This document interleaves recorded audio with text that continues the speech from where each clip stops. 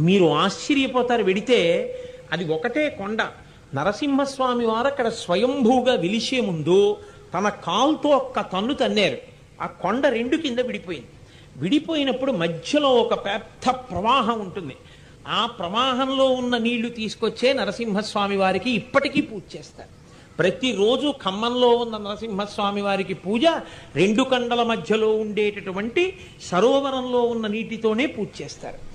అంత గొప్ప స్వామి. మీరు వెళ్ళినప్పుడు చూడండి, ఆ గుహలో మీరు ఇలా నిలబడలేరు, ఇలా ఒంగుని వెళ్ళాలి. మీరు ఎటు పక్కకి తిరిగి చూసినా నరసింహస్వామి మిమ్మల్ని చూస్తున్నట్లే ఉంటారు.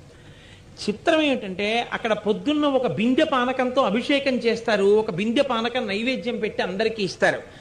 కష్టాల్లో ఉన్నవాళ్ళు, ఇబ్బందుల్లో ఉన్నవాళ్ళు ఆదివారం నాడు ఖమ్మంలో ఉన్న నరసింహస్వామి వారి దగ్గరికి వెడితే కొబ్బరి బొండాన్ని పచ్చగుడ్డలో కట్టి పుచ్చుకుంటారు ముడుపుగా.